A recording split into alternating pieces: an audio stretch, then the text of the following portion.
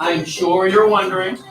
So I bet if you trust me, I'll make it clear by the end of class why you're sitting where you're sitting. Go ahead and tidy up all things, all your phones and all your computers. Go ahead and get them tidied up. I got a question. I got an answer. What we do with these Chromebooks? Like, do we keep them? What is that? The Chromebooks that we have? Want to know? From the library?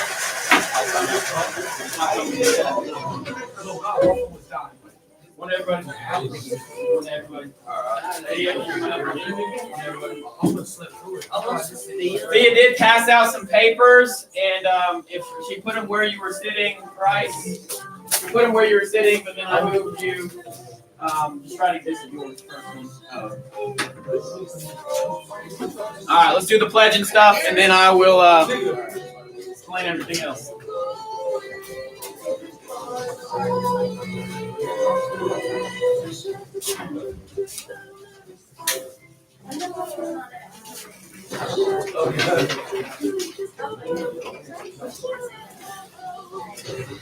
You don't believe I finished my paper? I didn't go to first one. I just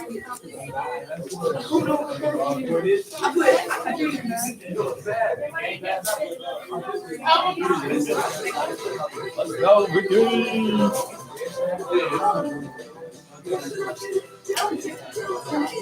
Like, it ain't. I didn't really get that first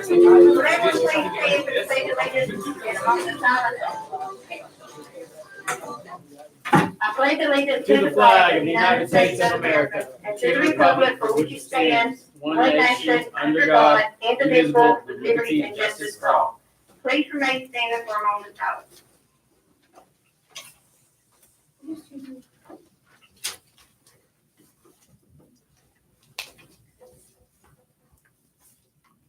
Everyone have a great day. All right. Hey, good morning.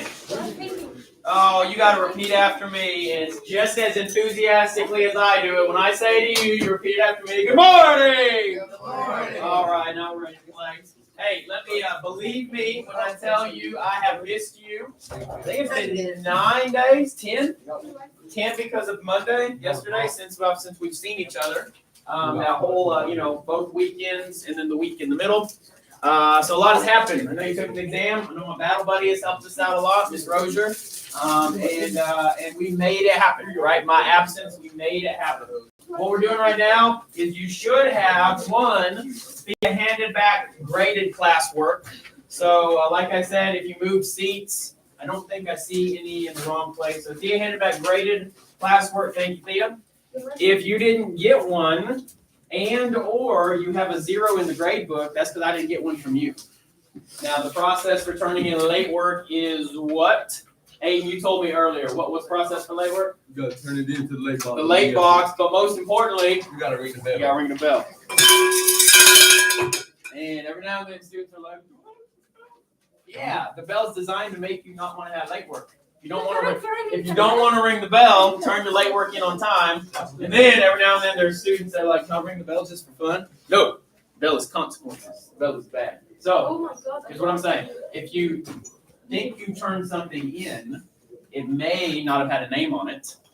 But if you're honest with yourself and you know you didn't turn something in, you have a 0 in the grade book right now, I will still accept late work, reduced credit, okay, because you don't deserve the same 100% offered credit that people turn it in on time.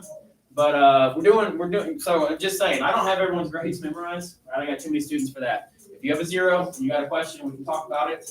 But I think by and large, you know if you did or didn't turn your work in. But with me being absent, I'm willing to hear, I didn't understand, I didn't get this from the substitute, whatever. I'm willing to hear your story, and we'll make it, make it good for you. Okay.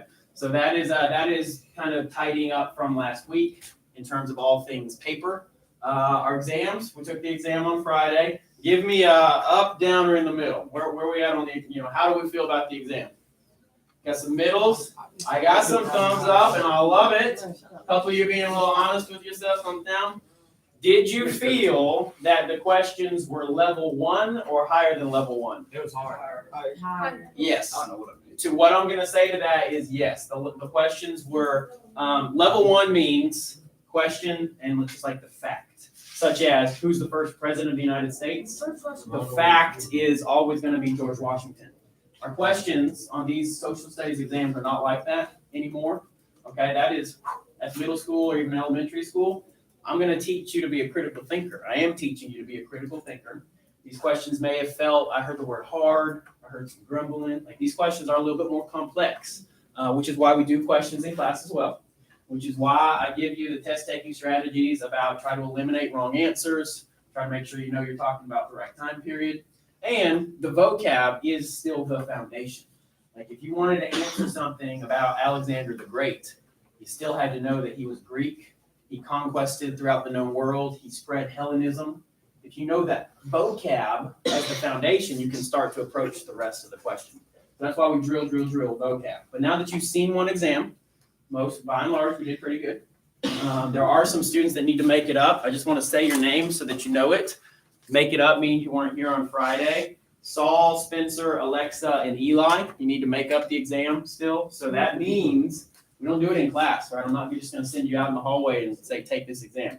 It means you got to get with me before school, after school, or my planning is second block. If your second block teacher will let you, I will let you come in and take it second block. But if you have algebra second block, probably need to be in algebra class. If you have PE second block, you probably leave PE and come take my test. So those for you, and then that's really true for anyone who misses a test into the future. You got to make that test up, but within 5 days. So really, that gets us to Friday. It's Tuesday already, but you got to make this test up by Friday. So I'm plugging 0 because I can't. I'm in Unit 2 now, right? You got to make up Unit 1. We're moving right along to Unit 2. So that's just a little bit of how do we make up tests? You make up tests by getting with me, telling me when you can come. If it's before school, I'll be here early. If it's after school, I'll stay late. Second block's a pretty good solution, especially if your second block teacher will allow that. So that's out there for the 4 of you that do need to make that up. Where are we going now? Well, we kicked off yesterday with what? What's our big week? Religion week. Excellent. So I asked you what comes to your mind when you think about religion. Now let me tell you what I put in your hands. You guys should be probably used to what we're doing. What does a week look like? Notes. And then this is not the same type of vocab you've been seeing, but I'm going to explain this chart as we go along. So here's your 2 pages for the week. And if you look at the very top of notes, what is the question? Notes is this one, starts with Unit 2. What is the question? What comes to mind when you think about religion? So I know this was kind of yesterday's wake-up question, activating question. Go ahead and answer that right now, right? The same thing that you said, you were on the Google Meets yesterday. You already answered it. If you weren't able to dial in, that's why I'm doing a bit of review. I want to make sure everybody got the same information. Each page, what are we doing? Yeah, so what comes to your mind when you think about religion? And I'm just going to give you a few seconds to actually write it down. Pencils and whatnot. I'm ready to do school. And then we'll talk about it. I'll hear some of your answers because your answers yesterday were very different.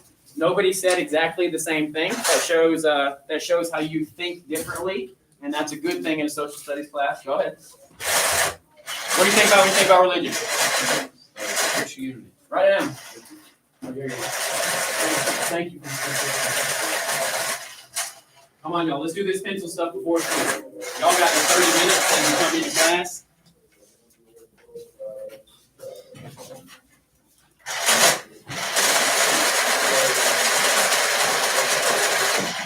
All right, Bryce, what comes to your mind when you think about religion? Why?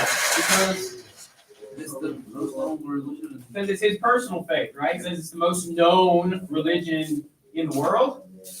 Yes, it's I'm going to challenge you guys a little bit this week because we're Bible Belt, Georgia. We got a Protestant or Catholic church on every street corner around here. It's the most known religion right here.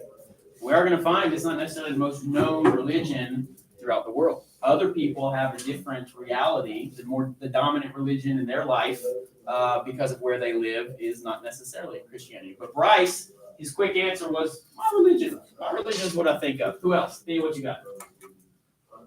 Religion is about the Christianity and the Islam, but I didn't know that there is the new one, Judaism. Judaism? Okay, now Thea mentioned another one as well, Islam. And I like that answer. A couple of you said this on our Google Meets yesterday. I think about the many different religions. It's good to recognize there are many different religions out there. Whatever your personal faith is, and you're willing to fight and die and sell out, and you believe in the salvation that comes from your personal faith. I have a personal faith. It is still important to recognize that there are many other religions in the world as well. And who else? One more maybe. What is a cause, or what is something that's happened throughout world history because of religion? War. Wow, war. Isaac, I think you said power and money.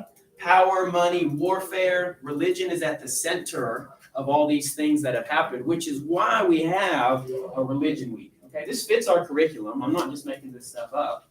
And it really sets us up for the next several weeks of classes, because the next things we're going to talk about in world history is a story, right? I'm trying to tell you the story. But to understand the story, you need to know how important religion is to the central, how central religion is to many of these things that we are about to talk about, which is why we're having a purposeful, deliberate, slow down and explain each of these major world religions. We said religion is a system of beliefs where people struggle with the ultimate problem of human life. Hang on, I'm going to give you the summary in just a second. Religion is a belief in a God, one, mono, or many gods, right? People do it differently. Some people believe in one God. Some faiths believe in many gods.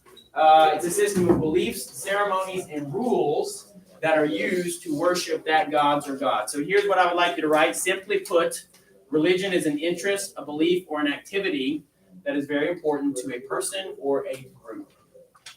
People will fight, die, live their whole lives in support of practicing what they believe to be true as a religion. In this conversation, this whole week long, this is not for or against any religion. This is not Mr. Swanson's take on religion. This is the academic perspective, the teaching of what these various religions believe in. And we are going to walk through the 8 aspects, which is the chart that you have. If you were on our Google Meets yesterday, you understand the 8 aspects because we talked about them pretty thoroughly. And it was your activity of today. Greetings, good morning. If you'll, as you're writing this down, I'll point out the picture on the side of the screen. Again, pretty much review mode for yesterday. I hope you recognize this if you're on the Google Meets, or if you weren't, this is why I'm going over it. The picture you see on the side of the screen, every single circle there, that is the symbol of a particular religion. Now, academics call major world religions 5 of them. Hinduism, Buddhism, we're not going to talk about those so much, unfortunately, just time. Christianity, Islam, and Judaism, those are the 3 that we are going to talk about. Those are called the 5 majors. I didn't make that up, right? That's not my opinion on the 5 major religions. That is what academics considers to be the 5 major world religions. But all those other circles there, those also represent a variety of religions. I am not, absolutely positively not the expert on all of those. If you have questions, I can try to lead you to an answer and help you find good sources. This week, this class week, it does inspire a lot of questions. Students in the past will ask me questions I don't have the answer to, and that's part of me learning right alongside you. I'm going to teach you, the best I know, the academics of these religions, but you may come up with a question I don't quite have the answer to, and I'm going to explore that with you. When you look at those, that set of logos there, a couple of different images jump out at you. Do you recognize some of them? Yes. Which one? The Christianity, the cross. Okay, the cross, right? Because there's a cross on every street corner here in Bonneville, Georgia. And the Islam, the one. Okay, Islam. We're going to get into the symbology of those big ones. Has anybody ever worn one of these logos as jewelry, and maybe, just maybe, you didn't actually know what you were wearing? What you got, David? What are you thinking? The top one. Okay, Star David. How about the bottom one? Anybody know what the black and white one is called? Not like for your teammate. Yeah, it's called a yin yang. And a lot of times, y'all might wear that as a shirt, jewelry, necklace, bracelet, earrings. Did you know that is a religious symbol? So my point here is sometimes we are, are invested or we're connected to these major world religions without even knowing it. And my goal here is to bring you the know, right? Bring you awareness of these major world religions. Oh, Christy, can you click onto the screen? Did you click? Sorry. That's fine. Right there. Yeah, there we go.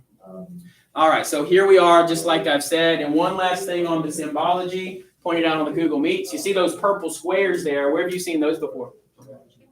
Yeah, if you're an iPhone user, I don't speak Android very well. If you're an iPhone user, that's in your emoji bank. I don't know if you ever scroll far to the right. You don't get past all the smiley faces. You got this bank of purple squares. Every single one of those is the symbol of a different religion. So I pulled Judaism, that's the Star of David, the cross, that's Christianity, and then the crescent moon with the star, that is Islam. These are the three we're going to talk about this week. But just like the iPhone has probably about 24 purple squares, there are many more religions out there in the world as well. Here's how we're going to do it. So we're going to, Monday, Tuesday, those days aren't quite right because we spread our week out a little bit differently. We're going to go over Judaism first. That's today.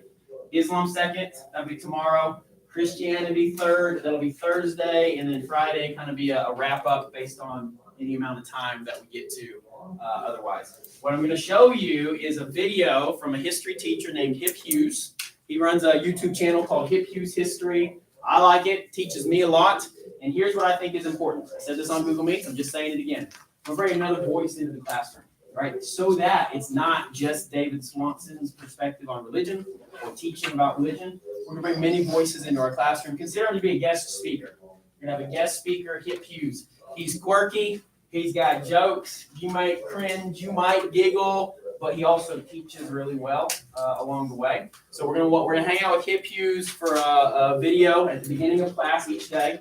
And then I'm going to wrap it up with my own teaching. So you get multiple voices, okay? The video teacher, me as a teacher. Let's have a conversation. Let's go back and forth just like we do. Hey, I read one time. You want to tell me, like, hey, I read one time, and we can talk about that. That's great. My pastor says, what about? We can have this back and forth conversation. That is great. That is what I hope we will do. As you watch the video, he's going to walk pretty much in order through these notes, okay? The video is going to take you through these notes. My teaching is going to take you through these boxes a little bit more. Now, in the event that you skip a line, maybe he went too fast, maybe you just didn't catch it, don't panic. I'll do a little wrap up. I'll always make sure we don't miss any gaps. And then I will say on the back here, when he gets to the 10 Commandments, maybe you already recognize that phrase from your Bible or from church. Don't worry about like furiously copying all 10. I will give you a chance to copy all 10 just at a later moment. So that's my. Thank you, appreciate it. That's my setup there. I already said all that today. Today, of course, we are talking about Judaism. Some of you already recognize the Star of David, and that is actually the flag of a particular nation. You know what nation that's the flag? Take the heart, take the heart part out of it. It's right there. It's this flag right here. Do we know what nation that is? Jewish nation, but what actual? This is good. We're learning. Not Ireland. Other I word. Israel. Israel is an actual country in the world today. Again, Bible readers, you may be familiar with the Jewish people looking for the promised land of Israel, but this is the flag of Israel. And since it is the Jewish homeland, it has the Star of David. That's a little extra. I thought you guys might already recognize that. Something that might surprise you is that these major world religions are practiced by people of all sorts, of course, but also some celebrities that you might not realize they subscribe to a particular faith. So does anybody know, off the top of their head, does anybody know a famous Jewish person? Seeing what we know in the room. All right, I'm going to show you some pictures of some famous Jewish people, and you might be surprised. They might be your favorite actors or athletes, and you didn't know that they were practicing Jews. So here we go. And then you also might not recognize some of them at all. Who do we see on the screen? Drake. Who? Drake. Yeah, Drake is a Jew. Drake is a Jewish, he subscribes to the Jewish faith. Who else do we see on the screen? That's from Iron Man. Oh, Drake's the only person. Which one? I know the dude at the bottom. I just don't know. Dude at the bottom, Jake Gyllenhaal.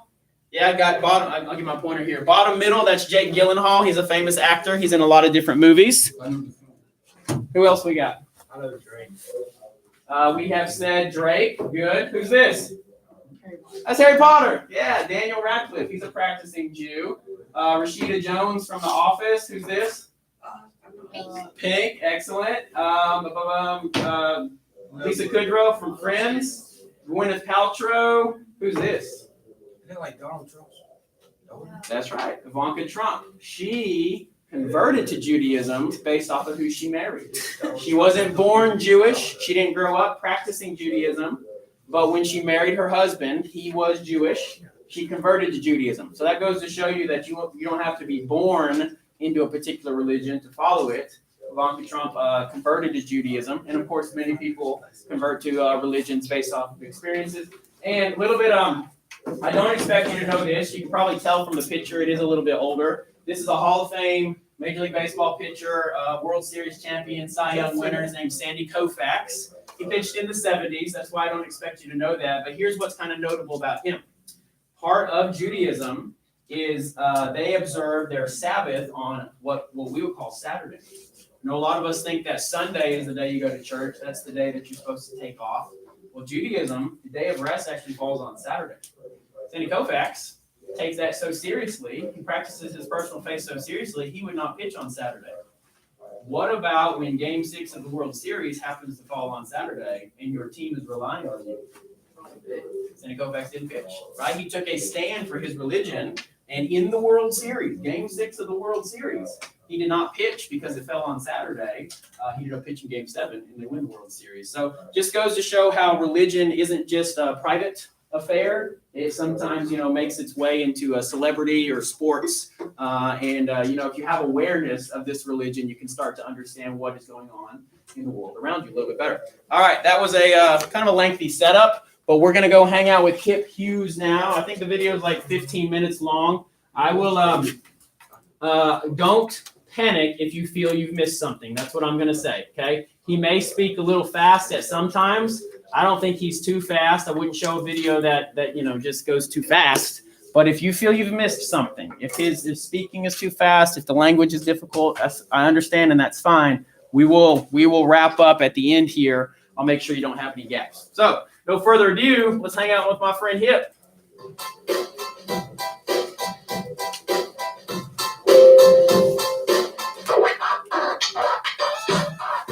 Hey guys, welcome to Hip Hughes History, World History Edition. We're going to go get another world religion under our belts today. This time the very basics and history of Judaism, so you can walk around Earth a little bit smarter. Now, you'll be watching your notes. He goes right in order. So why don't we go get ready to grow our brains together?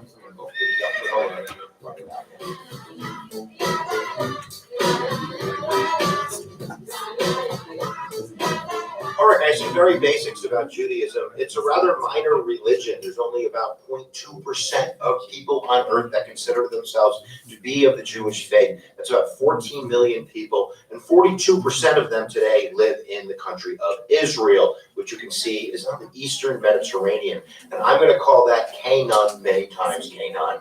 There's the word right there, because that's the ancient word that refers to the land that the Jewish people believe was promised to them in what they call the Torah, the first 5 books of the Old Testament. We should get started off by saying that the reason we are studying a little bit about Judaism here, even though it's a very small religion in terms of numbers, is because it's very influential, not only in terms of kind of Western civilization and their outlook on God and such, but really it is going to be the roots of not only Christianity, but also Islam. So the 2 biggest religions on earth have their roots in the history that we're going to go over in a moment. Now, even though we're going to be talking about Canaan or Israel, sometimes called Palestine or ancient Palestine, and again, this is Eastern Mediterranean, holy crossroads Batman. I mean, if you go to the west, You recognize that map? We've kind of talked about that area. So this is at the center crux of early civilizations, really a trading crossroads at the end of the day. But we have to start by saying that Judaism, or the Hebrew people, does not originate in Canaan. It actually originates in the city of in ancient Mesopotamia. If you want to watch a video on Mesopotamia, you can click in the description below and learn all about Mesopotamia. And another thing that we should probably mention is that much of what I am going over comes from the first 5 books of the Bible. So in terms of historical accuracy, maybe not. That's going to be up to you, the viewer. So a lot of what we're talking about is what people believe. That's what a religion is, right? It's their faith. So whether it really happened or really didn't, we're going to leave that up to you, the viewer, to decide for themselves or do research. But nevertheless, we go to the city of Ur in ancient Mesopotamia. There's a guy around 2000 BCE by the name of Abraham. And the story in Genesis, in the first 5 books of the Bible, the first one is Genesis, is that Abraham was contacted by God himself. And that's the first kind of rule in Judaism and Christianity and Islam. There's only one God, and he goes where you go, right? And he's ever knowing and ever watching. He's everywhere. It's not like many of the polytheistic religions of Mesopotamia where gods are location oriented. They're polytheistic. So that's the first definition really of these 3 big religions in Judaism, Christianity, and Islam. It's monotheistic, that everything derives and comes from one God. There's no any other gods, there's just one. And they're going to call him, in the Jewish faith, in Judaism, Yahweh. So instead of God, I'll say Yahweh, because that's what the word is, and you should know what the word is. But nevertheless, Abraham makes a deal, a covenant with God. And why don't we just listen to God? Go from your country and your kindred and your father's house to the land that I will show you. I will make of you a great nation, and I will bless you and make your name great. That's the first thing God says to Abraham. It's a covenant. It's a deal that if you listen to me, if you follow my rules, if you pray to me and worship me and honor me, then I'm going to give you really great land, and your descendants are going to rule over that great land. That's the deal. You do what I say. I give you this land, which is going to be Canaan, which eventually we're going to call Israel, which people also refer to as ancient Palestine. And that is at the root of Judaism. It's a covenant. It's a deal. And Abraham is tested. There's the story of his son. Remember, he had 2 sons to begin with, and that's Ishmael and Isaac. Now, Ishmael, who is the son of Hagar, who is Abraham's slave, is going to be the descendant of the people that are going to form Islam. And of course, Isaac is going to be the descendant that continues with this covenant and eventually into Israel. But in terms of testing the covenant, God actually in the Old Testament asks Abraham to kill his son Isaac. You got to kill your son Isaac to show how much you're going to listen to me. And right before he kills him, God's like, psych. Right? He says, I'm an angry God. I'm a jealous God. I'm also a merciful God. I'm not going to have to kill your son. Another sign of this covenant is in the Old Testament, in the Torah, that it demands that sons of the Jewish faith are circumcised. You could go Google that if you don't know what it is, but that is supposed to be the flesh sign that I am one of these people that has made this deal with God. Now you have to remember that Abraham, the dude was 75 years old. He didn't have any children. So as part of this deal, he's got to make babies. And that's what happened. He made babies. And he leaves Ur, he leaves Mesopotamia with his new tribe, with his new people, and he starts traveling to the land of Canaan, to Israel, to Palestine. And the story is that for many years they wander trying to find their way. Eventually they find their way, but then they leave that area, the descendants of Abraham, because the land was arid and dry. There was supposed to be famine and starvation. And they went across the Red Sea to Egypt to settle. And that's where we're going to leave our story right now, because at first they were welcome. The Egyptians were like, hey, Jewish people, Hebrews, come on over. Nice to have you. But eventually they're going to become slaves, and there's going to have to be a way for these slaves to get out of Egypt. So why don't we take a look at that right now? All right, real quick. If you're struggling with answers, you're talking to a buddy. I'm cool with that, but at the same time, plug in, hear it all. If you got a gap at the end of your notes, I will tidy us up. We're basically at the point where God has an arrangement with himself and the Hebrews. What is this arrangement called? A covenant. That's about the point we're at right now. About to dive into who was the leader of the Hebrews in Egypt. Covenant. Covenant. So again, don't soak it in versus scrambling for answers. Okay, try to pay attention best you can. Soak it in versus scrambling for answers. I'm cool with the side talking. I just wanted to make that clear that it might be worthwhile just to soak it in.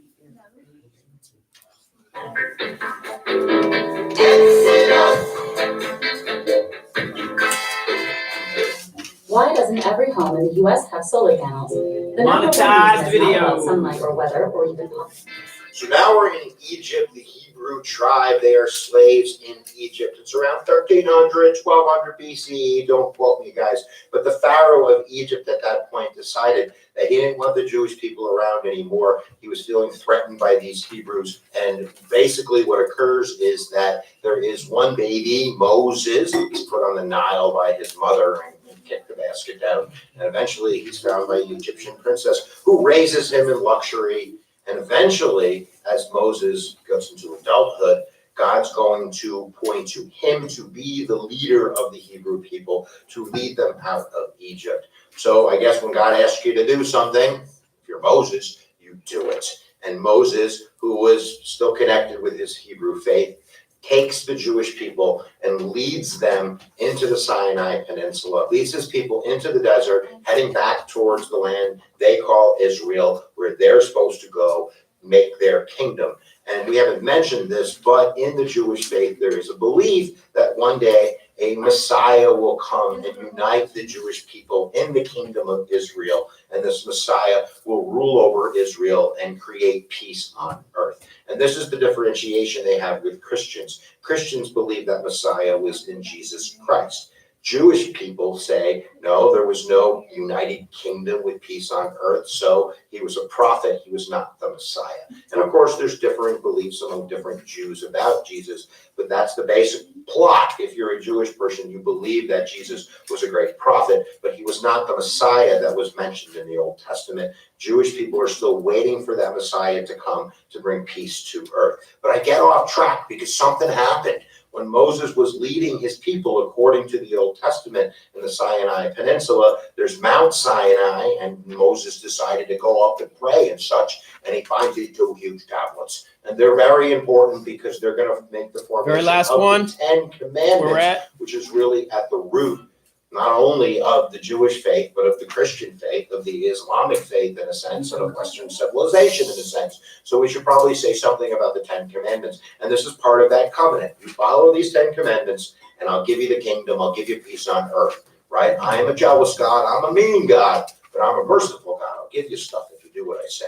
So here are the Ten Commandments, and if you're Jewish or if you're Christian, you probably should be checking these off as I go through them.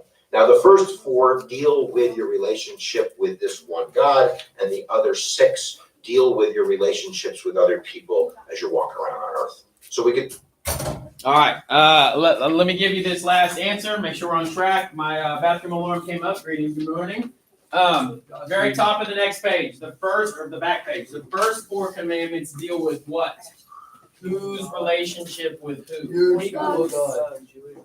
God's relationship with man, mankind, okay, humankind, man and woman. God's relationship with man. And then the next six commandments, 4 plus 6 is 10. The next six commandments deal with what? Your relationship with others. Other people. So we could say man's relationship with man. People's relationship with people, however you want to say that. So a lot of times you might think that the first four have that up-down connection, God's relationship to humans, up and down. And then the next six are people's relationship to each other, horizontal. Vertical line, horizontal line. This is the structure of the Ten Commandments. Some of you probably been sitting in Sunday school classes for a long time, and maybe didn't realize that. So that's kind of also why we're teaching through here. So pause. We'll go to the bathroom, we'll come back, and we'll keep cruising.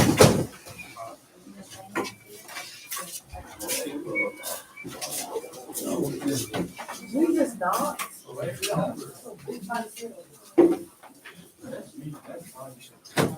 Well, she cares about me. You talk to me the way she wants to keep talking to me, I'll punch her in the face. I'm not playing with her. Because I will black out on her, I'm not playing with her.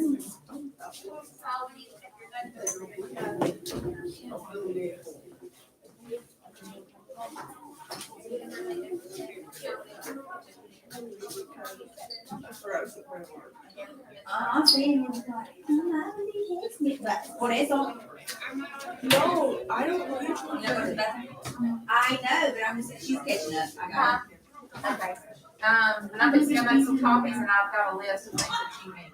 Even she didn't get turned in. So What is the most thing I did for you? that's what I'm trying to get together. You had a virtual field trip that you done, Grace Notes, and Meso and Egypt Notes. So I'll get that for you. Wait, where do I sit? Can you sit? Because he's just I like, wasn't in here when I walked in the classroom, he was just Hey, right, while you listen. Hey, I need the second blank. You think that's the next one? on the front page. See, Front page. we haven't done this yet. No. I was just telling you. Oh, well. Because you weren't here. Adios. One thing that comes to mind about religions is what's different beliefs and how they spread their beliefs. Interesting. I might have got that wrong. Well, I I know got she them can't read backwards. her own handwriting sometimes. Interest Sometimes just separate the letters. or an activity. I can't read it either. Very important to a person or group. I kind of can. 14. I thought this was Israel because it says present day country, so you need to change that to Israel. And name of ancient Jewish people is Hebrew. Yeah. Which one? This one's Israel.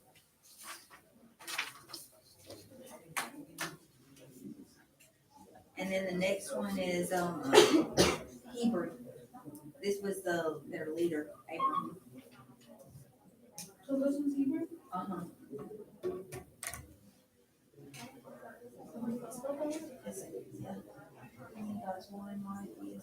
This one is Abraham. It looks like you got it right. Yeah, because I didn't know. God has an arrangement, covenant, Moses, Messiah. This is 10 Commandments. I mean, it was two tablets, but technically it was 10 Commandments.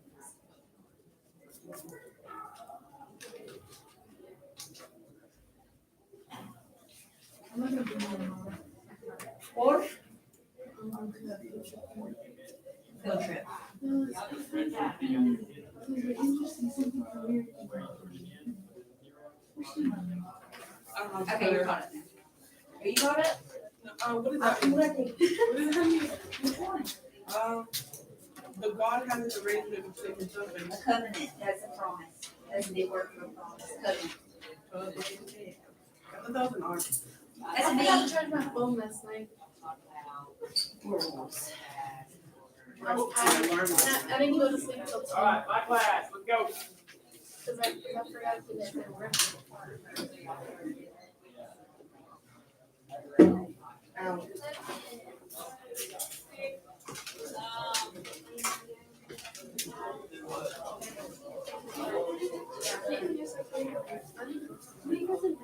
The boat in his bottom. Oh God, I was like 6 too. I was like, bro. Nico's recording. All right, come on in, Liam, come on in. Phones are up, video's done. I had to dance for you said that was still. Look, anybody get your wife from the work? What's that old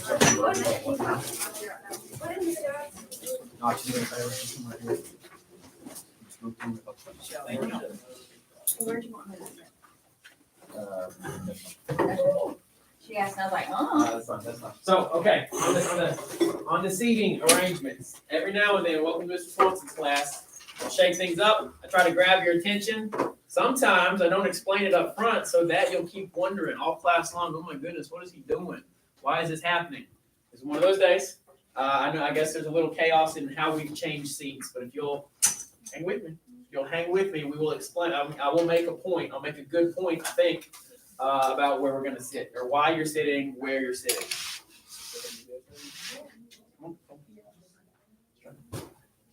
Where Knox moved. Go ahead and move where Knox was. We'll decomplete all the situations. All right, so I was spot checking Thea's page here just because it was up front. Looks like she's been able to follow along all the way through to the point that I said. So let me ask, who's got gaps? On the front page, who's got a gap? Logan, what's your gap?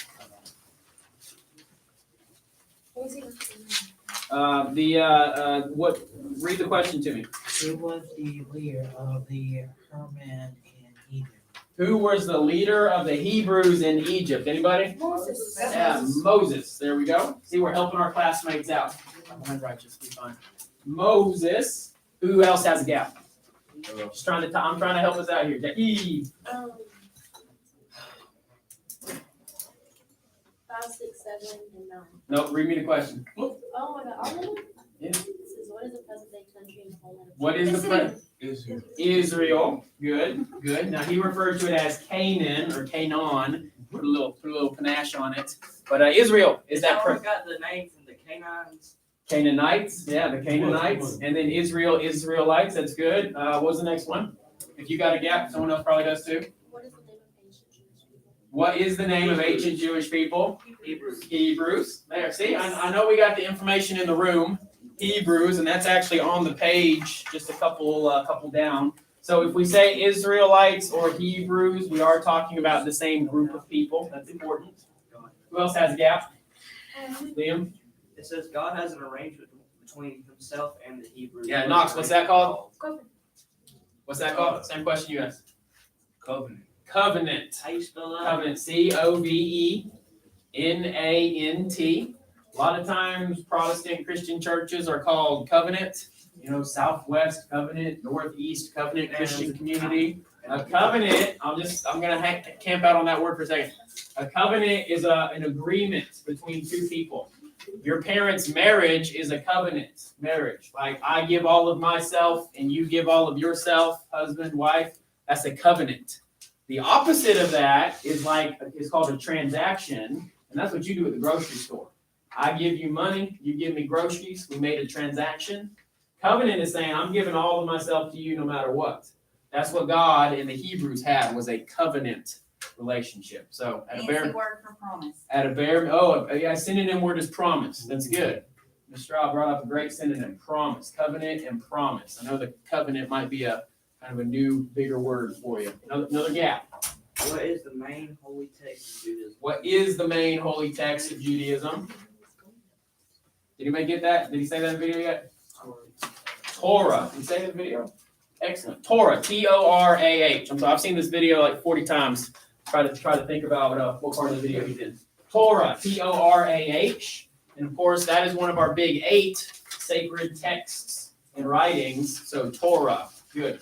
I think we're pretty tidy on the front page now. Should be pretty tidy on the front page. But who's the leader of the Hebrews in Egypt? Moses. Second time I've answered that. Pay attention. Wait. We are at the point of the 10 Commandments, and we are about to move on. Just whatever other questions you got, hang on to them.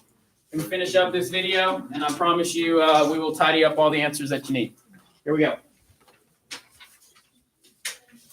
See, the first one is, I'm a jealous God, no other gods before me. That's number 1. You don't pray to any other gods. Number 2 is no graven imagery. There should be no representation of any idol. Don't worry about all 10 of them. To Do what you can. Symbols or anything like that, because God's a jealous God. He doesn't want you wearing those things or praying to other things, because the God is not a physical, according to monotheism in the Jewish faith, the Christian faith, and the Islamic faith, but it's a spiritual realm. So there should be no images, graven images of this one God. Number 3, you can check this off if you believe you deserve so, but there should be no use of God's name in vain. And number 4 is to keep the Sabbath holy. Now, Christians, many people might be Christians out there, that's Sunday, but for Jewish people, that is sunset from Friday until Saturday evening. That's the day you're not supposed to work. You're just supposed to worship and pray to God. There's a lot of tradition in the Jewish faith. There's a lot of symbology, a lot of lighting of candles, a lot of recitations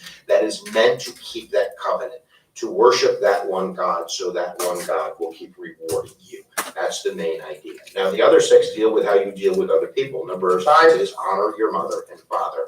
So if you're spatting with your mom and dad, you're giving them grief, you're breaking the covenant with God, that's not a good thing. Number 6 is pretty simple. Thou shalt not kill. Number 7, thou shalt not commit adultery. I guess you can go Google that. No, don't Google that.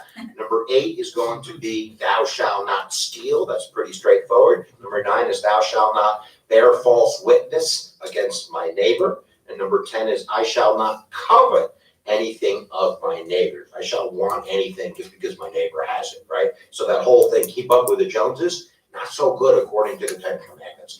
That is the covenant that the Hebrew people make with God, that Moses brings these 10 commandments down from Mount Sinai and says to the people, we need to follow these 10 commandments. Now, the story after that is that Moses and the Hebrew people wander the desert for like 40 years before they eventually are going to settle in the land they call Israel, ancient Palestine. You can see it on the map right there. And because that land is so geographically not so nice, they're going to quite quickly begin to expand their kingdom. Now, there were 12 tribes of the Hebrew people. The largest of those tribes is the tribe of Judah. So that is where we get the name Jewish. But there were 12 tribes. And if you look at the old Bible, there's numerous judges that are brought up to unite the tribes. One of the more famous ones is actually a woman, Deborah. But we should mention that, like other faiths, women were seen as below men in a sense. They're basically kept underneath men to deal with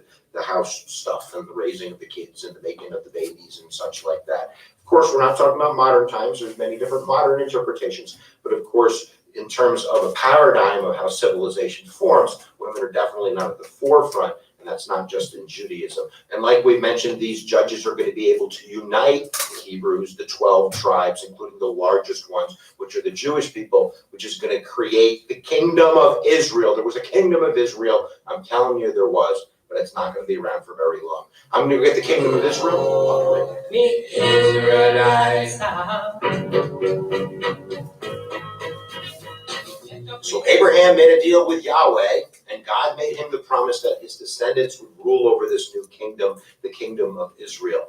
And about 1020 BCE to around 922 BCE, that actually occurs. The kingdom of Israel is going to be in that Canaan land, and 3 kings are going to rule over it. Historically, this is true. There is Saul, there is Saul's son-in-law David, and then there's Solomon. These are the 3 kings of Israel. And it was David which really is going to take Jerusalem. And Jerusalem is going to be a very important city in Israel. Now, we also, of course, have Solomon. And one of Solomon's great accomplishments is that he is going to build Solomon's temple. And Solomon's temple is which is going to hold, you watch Raiders of the Lost Ark, the Ark of the Covenant, which keeps in the 2 tablets of the 10 Commandments, which is the representation of this covenant between man and God on earth. How about that? You should go watch Raiders of the Lost Ark. It's pretty awesome. Now, I don't want to give away the goose here, but Solomon's temple is not standing today. That's because it's going to be burned down about 400 years after it was built. And the building of Solomon's temple is going to divide the kingdom of Israel. There were high taxes, there was forced labor, people aren't happy, it's not so good. So we're going to get 2 kingdoms, in the north, the kingdom of Israel, and the south, the kingdom of Judah. And it's that disunity, that weakness, that eventually is going to lead to their invasion and their conquering. So from about 922 BCE to about 738 BCE, we have these 2 kingdoms that are a little bit vulnerable, and I hear some wolves, and they're coming for Israel. Where we get that tradition of Cyrus the Great, and Cyrus the Great skip just about a minute. Hang in there. 40,000 of those exiles to return to Jerusalem to rebuild the Temple of Solomon, and eventually that's going to be destroyed again. But it is at that second Temple of Solomon where we get that tradition of Hanukkah. It's called the Maccabean Revolt, and the idea was that the Jewish people were in this Temple of Solomon, and they only had enough oil for their candles for a day, but somehow the magic oil lasted for 8 days, and that's where you get the menorah with the 8 candles. Each one represents a day, and there's a magic candle they all light the other candles with. But that's about it, guys, for Judaism. We got the very basic beliefs down. There's one God, it's monotheistic. They believe there's a special covenant with their one God, and they will be rewarded eventually with a Messiah that returns to rule over Israel and brings peace to earth. That's the main idea. And the last thing I'll say, guys, is holy smokes, we've only scraped the surface. Like that much. Holy smokes, we've only scraped the surface. That's the final line I was waiting for. I wanted to make that point. I think Mr. Hughes brought a great perspective to our classroom. Droned a little bit at the end there, and that's why I skipped about a minute. So now I know where we're going with the rest, these next 30 minutes or so. We're going to have a good back and forth. We're going to tidy up your notes and your chart. 10 Commandments. If you didn't get all 10 of them, hang on. I'm going to show you a picture in just a second, okay? The next one, Judaism, God is referred to as Yahweh. Yahweh, Y-A-H-W-E-H. Y-A-H-W-E-H. What major holiday is celebrated in Judaism? It kind of connects to the Christmas time frame. Anybody? Hanukkah. Hanukkah. And if you can't spell that, I'll put it on the screen here in just a second. And then in 1948, what country was reestablished? Bit of a repeat statement here. Israel. Yeah, Israel. So 1948, that's relatively recent history.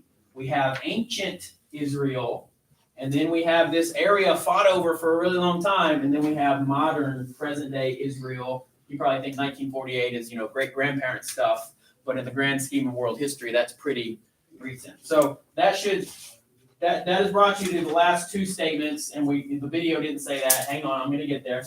What you should do now, I feel like we're a little herky-jerky at the start, and then we settle. That's good. That's good. What we're going to do now is I'm going to walk you through this chart, and you can see this column with Judaism. It's your left-hand side. I'm really going to walk us right in order. Beliefs, sacred texts, myths and stories.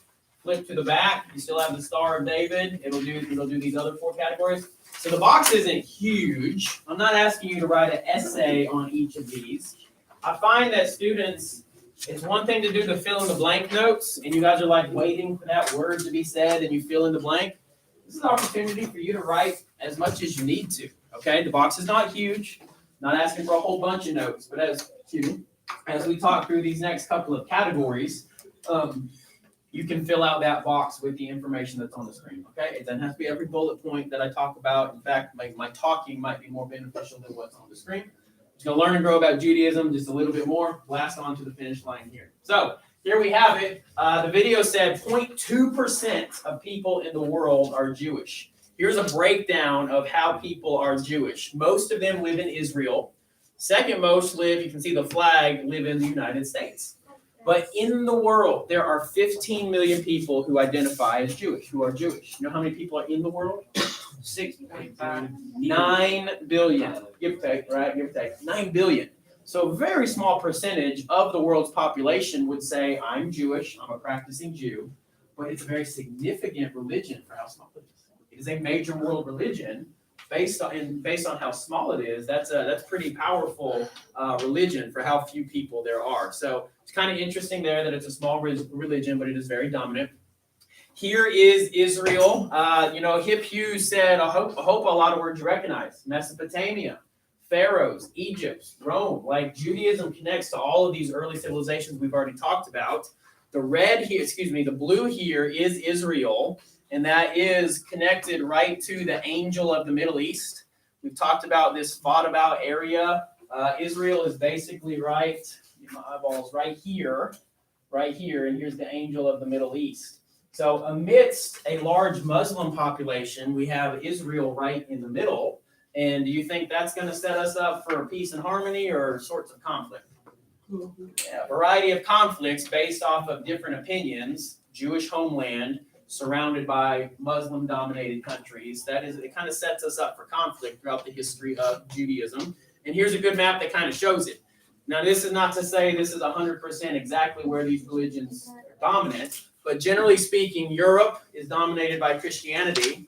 The Middle East, here you can see the angel of the Middle East a little better, dominated by Islam. And then the size of this it matters because it shows how tiny Israel is, surrounded by these other Islamic nations. So just kind of give you the landscape of Eastern Europe into Asia right there. And these are the homelands of these various religions. Now, of course, today with the internet and airplanes and travel, people have dispersed all throughout the world. The information is dispersed all throughout the world. But originally, these religions were kind of kept right where they started in these various homelands. This is where we're going to dive into the 8 aspects, and I'm not going to belabor the point because we need to get going. So here are the 8 aspects of religion, and it is the chart that you're going to be filling out for the next couple of days. Keep this chart because you're going to grow it every day. You got a column for Judaism, a column for Christianity, a column for Islam. You don't want to lose your page tonight and have lost those notes and have to start over. So 8 aspects, we're going to walk through all of them. Here's the big belief of Judaism, and this is different than what we've talked about so far, because now we're talking about a religion that is monotheistic, one God. We talked about God, we talked about religions that believe in gods, plural. They have a God for every aspect of the natural world. God of the sky, God of the sun, God of the water, God of the farming, God of fertility, and on and on and on and on. God of love, God of war. Well, now we have one God, and his people are in a covenant. Here's that word, a covenant with him. One God, monotheistic, covenant promise between God and man. This is what is very distinctive about Judaism. A covenant is an agreement between God and his people, like I've already said. Turn my screen around. So and that kind of sums up beliefs. You can see in terms of writing into that box, you didn't need to write a whole lot. That sums up the beliefs of Judaism, the starting point. Moves us right along to sacred texts and writings. The sacred text in Judaism is called the Tanakh. And the Tanakh, I know we said the word Torah. I'm going to explain it here right here in just a second. The Tanakh is a combination of 3 different types of writings. So Tanak, you could write that down. Here's what it's almost like a mnemonic or a abbreviation, because T stands for Torah, N stands for Neva. Don't write this down. This is information. Nevi'im, and K stands for Ketuvim. What those actually are, see T, Tanakh, T, N, K. What those actually are is these books that I bet my Bible readers in the room, those that have grown up in Sunday school, familiar with your Old Testament, you're going to recognize. The Torah is the first 5 books of the Bible. It starts with Genesis, Exodus, Leviticus, Numbers, and Deuteronomy. That's the Torah. Jewish followers in the Ancient of Days, they would memorize the whole Torah. Jewish students, future priests or pastors, they would memorize the whole Torah. Y'all struggle with John 3:16 sometimes. They would memorize the whole Torah, 5 books of the Bible. The Nevi'im, this is a little bit extra for you now, right? Sometimes our knowledge stops right here. Nevi'im is another word for the prophets, and you may recognize these books of the Bible, the book of Joshua, the book of Judges, Samuel, Kings, Isaiah. These are prophets. And then finally, the Ketuvim, I think that's a really beautiful word for the writings. These books aren't categorized any otherwise, but they're good writing. Of course, Jews and Christians believe that they are Holy Scripture, the book of Psalms, the book of Proverbs, the book of Job, Ecclesiastes, Esther, Daniel, Ruth, etc. So it is these 3 chunks that make up the Jewish holy texts called the Tanakh. Here, I kind of like this infographic right here because it breaks it down in colors just a little bit more. Again, you Bible readers, our pastor this week, he's in a 4-week series about the book of Joshua. Joshua is in the Nevi'im, book of the prophets. So a little bit just kind of deep information. Some of you may be grabbing onto it and having that aha moment. Others of you just recognize that the sacred text in writing is called the Tanakh. Now, of note, let's kind of take a step into Christianity. Jesus will later say, these have all been written about me, the law, the prophets, and the Psalms. So Christians will say that all of these are not old books that don't relate to Jesus.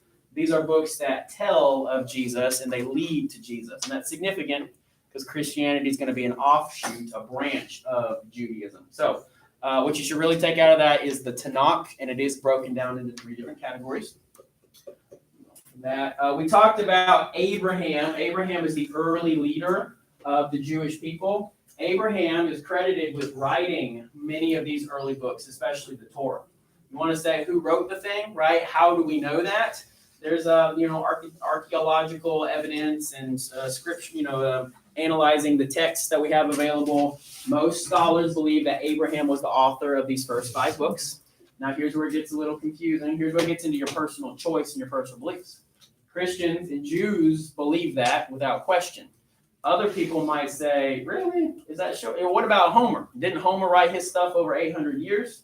So that's where people who believe in the religion are going to be all in on believing the truths of it.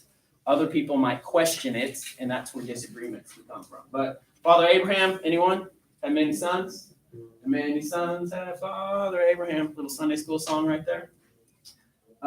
Abraham is very important to all of the big three that we're going to talk about this week: Judaism, Christianity, and Islam. Isn't it crazy that this single person, this leader, is considered significant to all three religions? Wait a second, I thought that they were very different from each other. There are threads of similarity, and Abraham is one of those. He's important to Islam, Judaism, and Christianity. Now here's the 10 Commandments. The 10 Commandments were delivered to the next leader of the Hebrews, Moses, and I will pull them on the screen right here so that if you did not get them that first go around, here they are written. The first 4, which is that left-hand side tablet on my picture here, the first 4 deal with that vertical relationship, up and down, God to man, such as you shall have no other gods before me. You shall not make an idol, a graven image. That is all about how the Hebrews, or how God's people, interact with and worship God. The next 6, which is the right-hand side there, that deals with how people are supposed to interact with people. And you may decide that this is pretty similar to a variety of laws we still have today, such as thou shalt not kill. We call that murder. Thou shalt not steal.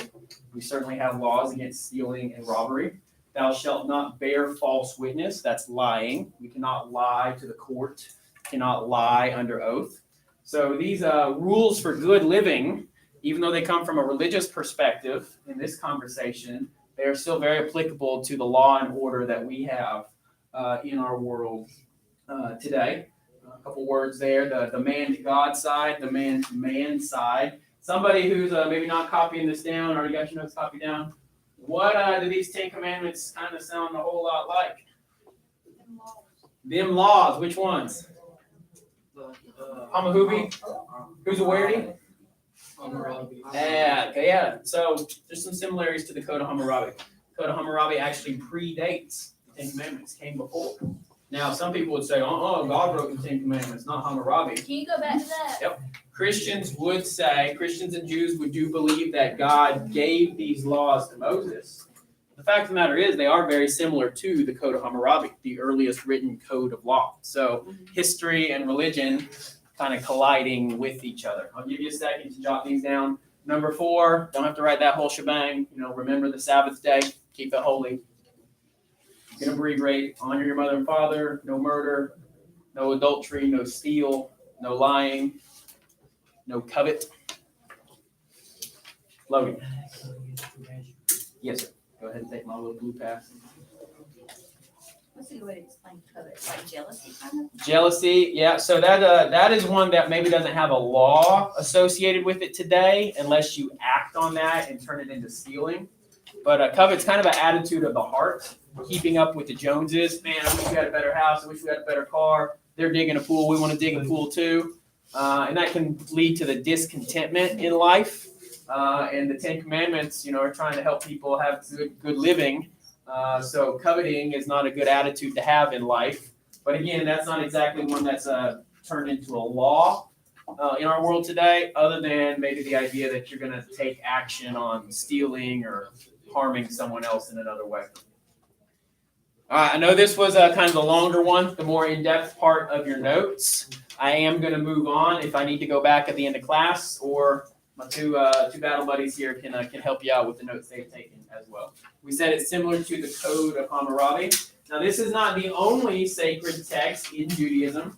There's another whole stack of books called the Talmud. And the Talmud is it's really not for regular people, regular followers of Judaism.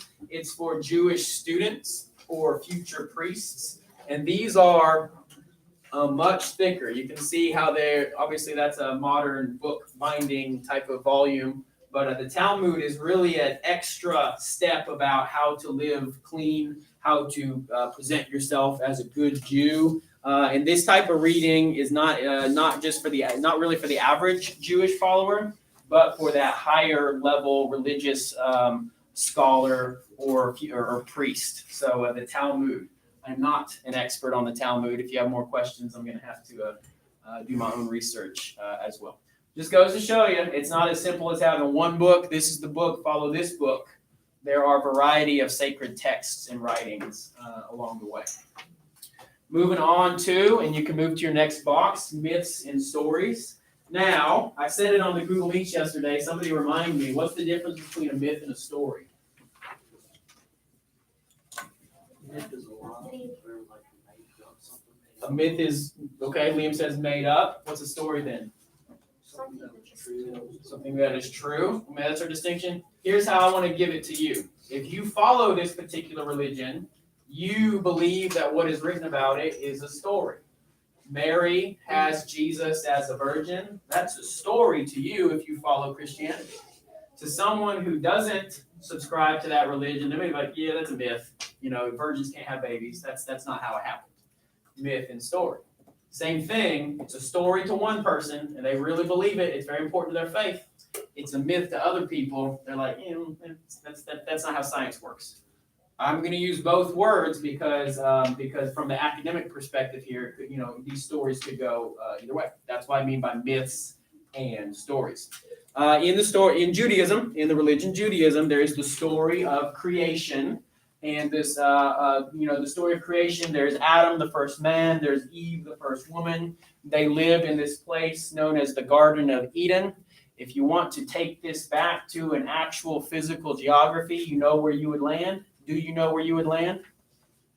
What we just learned about called Mesopotamia, right? The Garden of Eden. Now, of course, no one can really say this is the Garden of Eden, but this is referring to the cradle of civilization, life between two rivers, the Fertile Crescent, Mesopotamia, right? The origins of life do start in what we just studied about, known as Mesopotamia. Now, of course, in the story, there's 7 days of creation. A lot of people want to debate, are they 7 24-hour days? Did God create the world in 7 24-hour days? Or is each day representative of thousands of years? Is that how certain fossils are carbon dated to be millions of years old? Even inside of religious studies, there's people who believe in an old earth and a young earth. Trying not to get too complicated here. But the short of it is, nobody really quite knows. Science can show you both directions. Religious texts can kind of show you both directions, old earth or a new earth. I will leave it to you to be your own thinker and studier. And I will simply say that the text talks about 7 days of creation.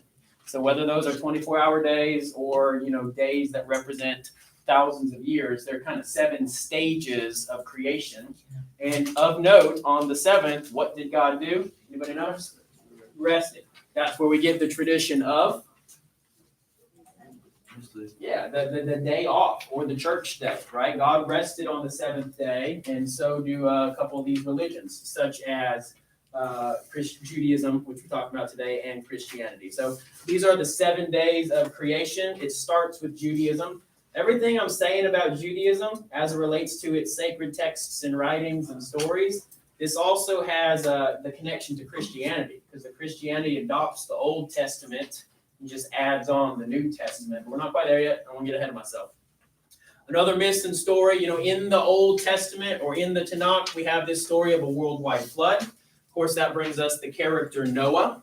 If God wiped out the earth but saved 2 of every kind, a male and a female, every kind of animal, and just 8 humans, the belief of Jews and Christians is that the whole world started over based off of Noah's rescue of he's Noah following God and his rescue of these animals, and his family were the only people who restarted the earth. That's a story to people who believe it. That might be a myth if that's not what your personal faith is. Talked about Abraham, Moses, and covenant, and just kind of repeating those names because they all have lengthy stories that follow their lives inside of the Tanakh, the Torah, and the Tanakh as a whole.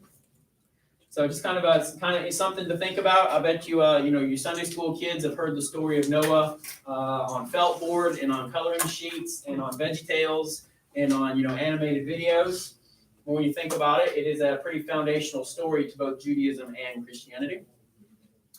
And then the video said this pretty well. I'm not going to hang out on this for too long. The story of the early Hebrews and Jews is one of having an earthly kingdom. God is supposed to be the king, but the Jews actually say, we understand that God is our king, but we'd like to have a king on earth too, because all these other nations have a king. Well, some famous names that you may recognize, there is Saul, David, and Solomon, and they go about building temples. The temple is the place to worship God. And I'm not going to get too deep into Christian or Jewish theology there, just to say that there's a period of kings on earth that represent God's kingdom on earth. And those kings are Saul, David, and Solomon. And there's a whole lot more of studying there that doesn't get into our class in particular. Moving on to ethics and morality. So this is how you actually practice the religion. Like, how does it change your life? I follow Judaism. How do I behave differently because of it? We're going to talk about that for all religions. Well, first, a big one is simply the name of God. And in fact, what I just said there, I verbalized God. Hebrews and Jews would not do that. They believe that the name God is so sacred, they don't say it out loud. They don't write it in its completeness. They don't write G-O-D. They write G_-D, G-D. Because the name of God is so sacred, it cannot be said in its entirety, nor can it be written in its entirety. It is a reverent thing. It is a respectful thing to not write out the name of God.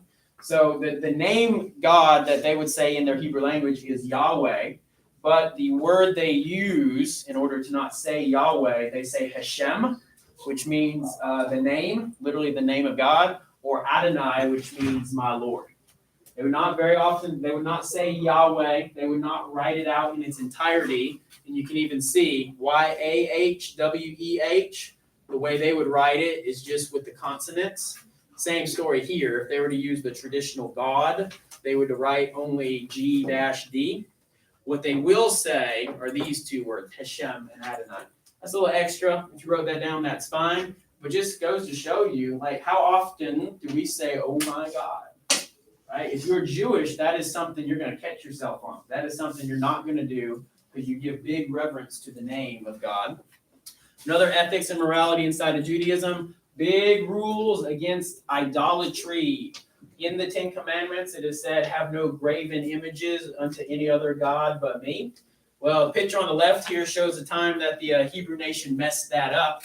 They actually melted down all their gold, all their earrings and bracelets and necklaces, and they made a golden calf, and they worshipped it because instead of God, because they couldn't feel God's presence. Now, that's a story that's got a lot of depth to it, but suffice it to say, in Judaism, you're not supposed to have any idols.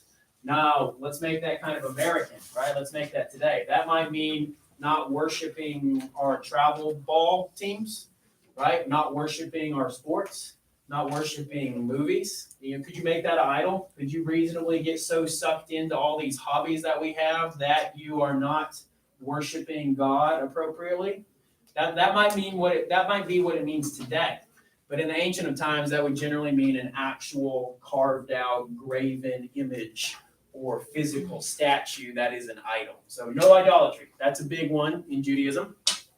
And here's kind of the whole storyline of Judaism. It's a story of oppression and deliverance. We are oppressed, and then we are rescued. We are oppressed, and then we are rescued.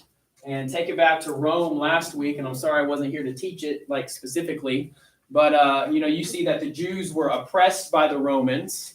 And then what are the Jews waiting for? Anybody? A Messiah. What is Messiah? The leader of the tribe. They're waiting for a leader. Messiah actually means chosen or anointed one. Now, here's a distinction. Christians believe Messiah came in Jesus. Christians believe Jesus fulfilled all the prophecies, all the predictions about Messiah. Now, we said that he didn't come as a conquering military hero, but he came as a humble baby in a barn, of course. Maybe some of the Jews were expecting that conquering military hero. Difference here is that Christians believe Jesus is the Messiah. Jews to this day are still waiting for a Messiah. So if someone says, I am Jewish, I do not believe Jesus was the Messiah, they are still actively waiting for a Messiah to come. And I don't know what that might look like to them. I don't know if they're waiting for some guy to go viral on social media. I don't know if they're following the prophecies and trying to make sure someone checks off all the blocks. I'm not Jewish in that regard. But Jews today, to this day, are still waiting on the Messiah. So that's a big distinction between Christianity and present day Jews. We're under ethics and morality. You might say that they're still waiting for a Messiah. Part of their religious practice is that they are actively waiting for the Messiah. The Jewish people have been oppressed, they've been delivered, they've been oppressed, they've been delivered. Get really extra for you. This might be a step into U.S. history, but we will see the nation of Israel go through some turbulence, even as recently as the 90s, right? The 1990s. So the Jewish people are still being oppressed and delivered, oppressed and delivered. Here's a couple of symbols. I'll ask you to pick one, okay? In your little box there, pick one. Now, if you want to draw all three, that's fine as well. First, on the left-hand side, that is the so-called Star of David. Of course, I pointed out that it is on the Israeli flag, so it's literally their national symbol.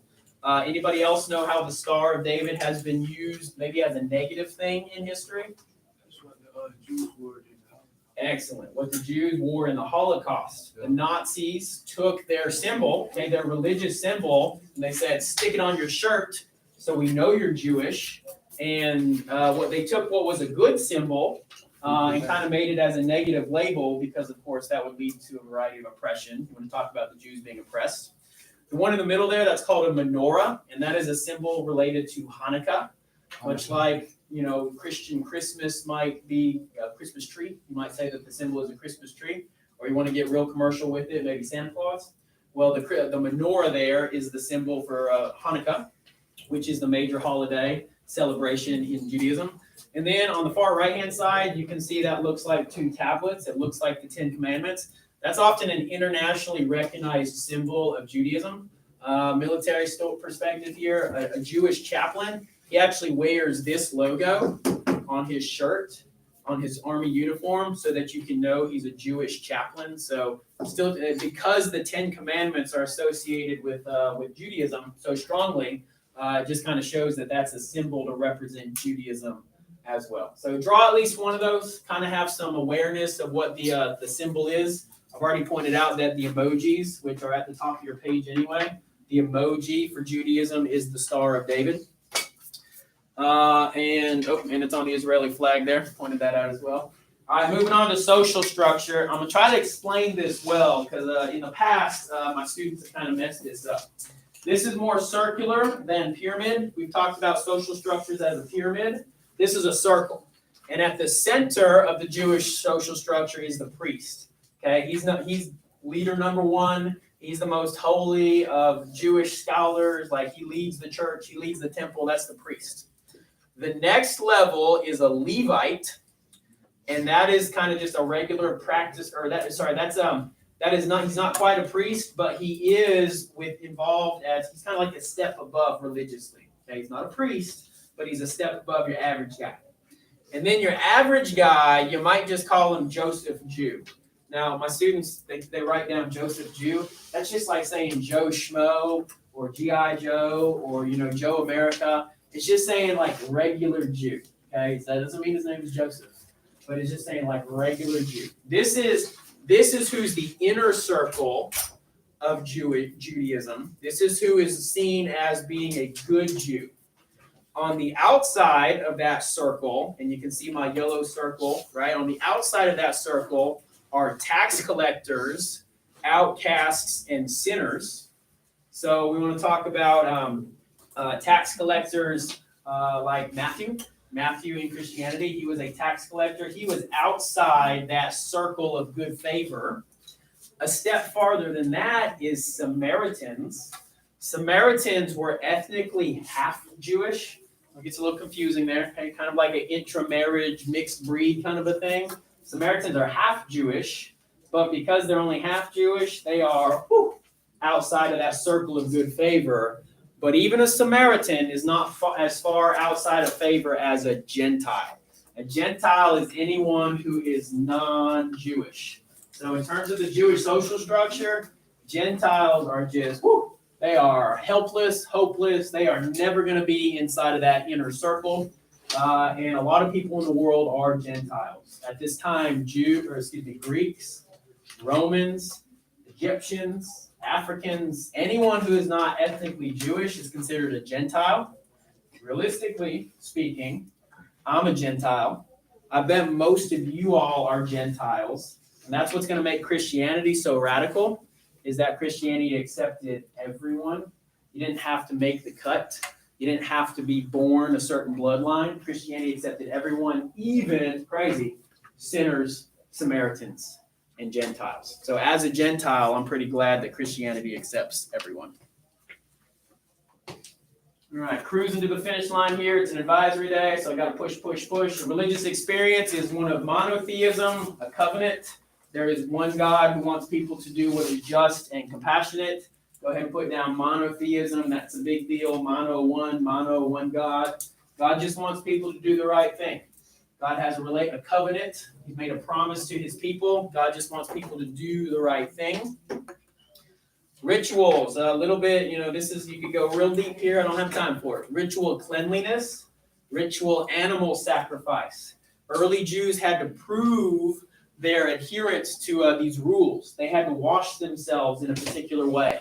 If they had contact with dead bodies, they were considered unclean for 7 days. So that is the ritual side of cleanliness. Not just take a shower and call it good, but you had to prove that you were clean by staying away from the community for 7 days, and then you would be accepted back in.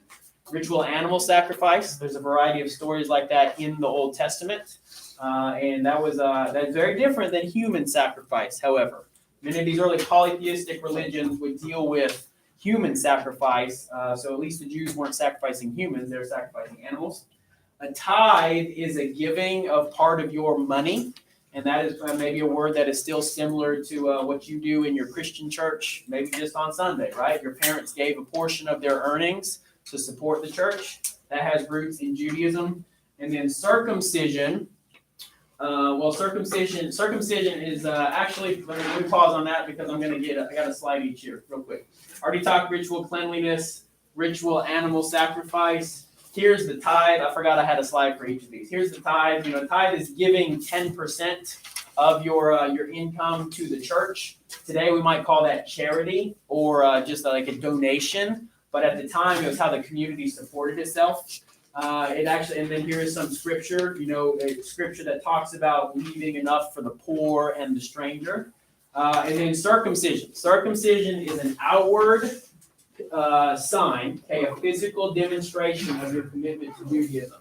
And I'm just going to leave it there. If you want to Google that, do so carefully. But, snip. Circumcision at the time was not normal for everybody, but is a demonstration of being set apart and being Jewish.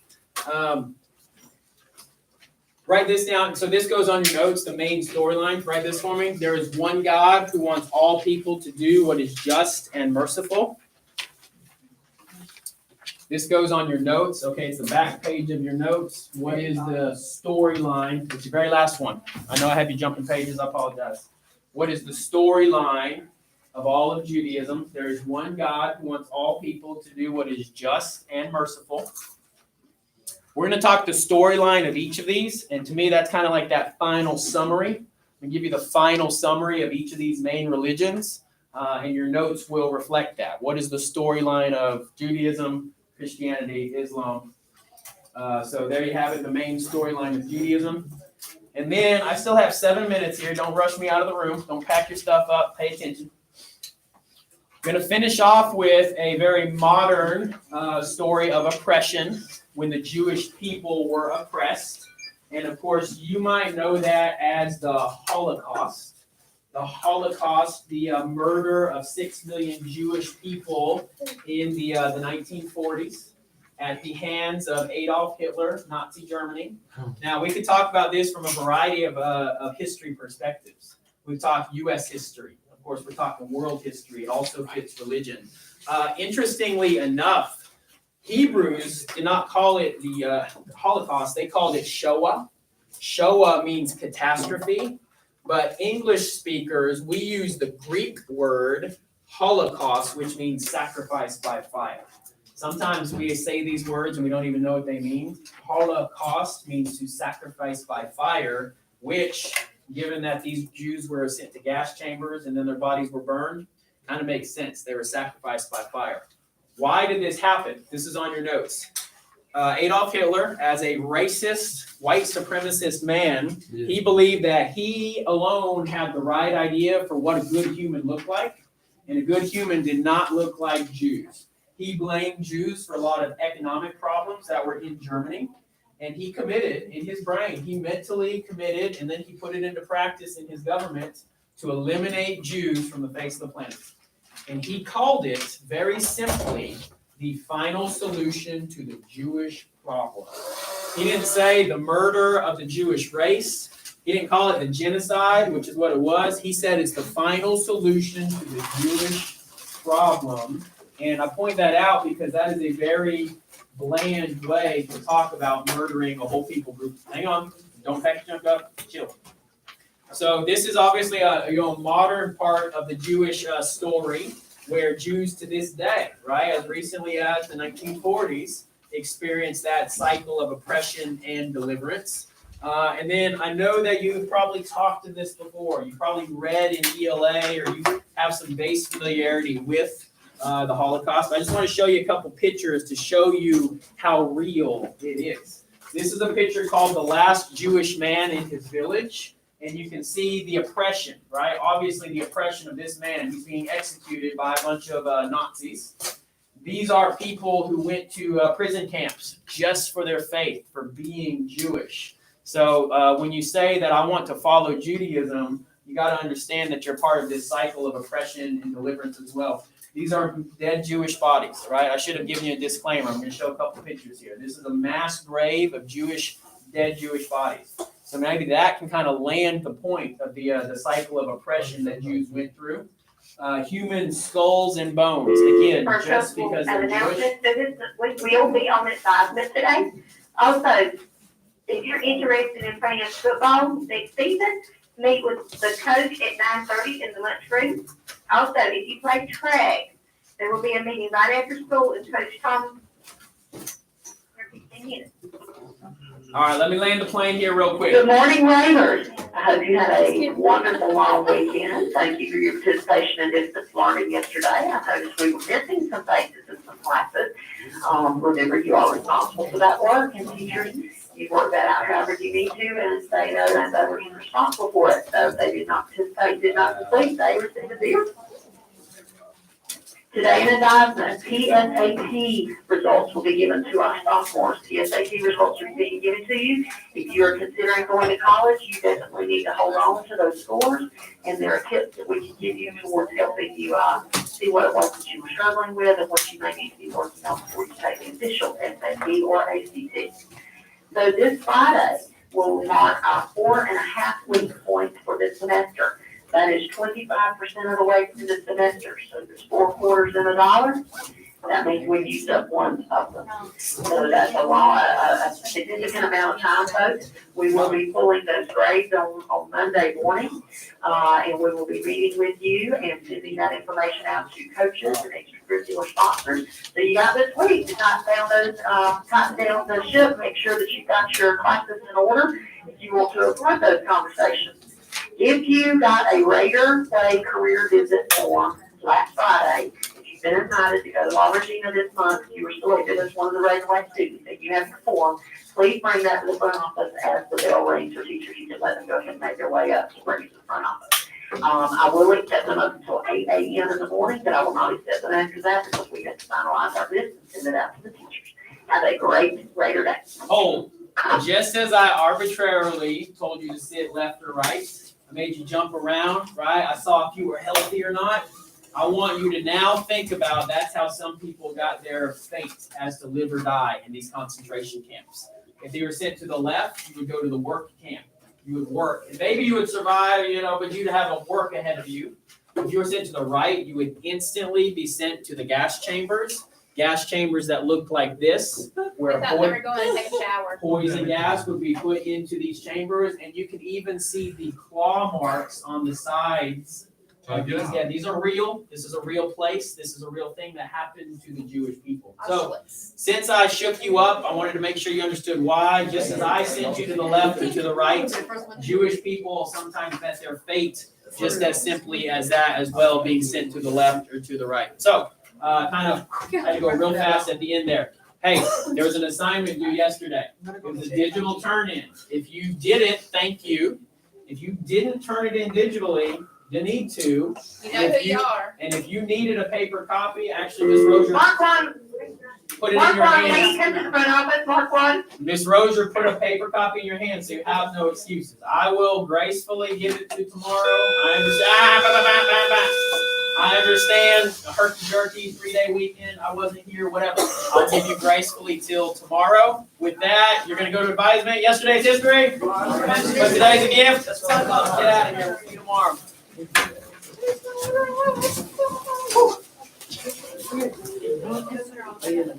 Yeah. Okay. Are we gonna, homework? Yeah. Homework. Advisory.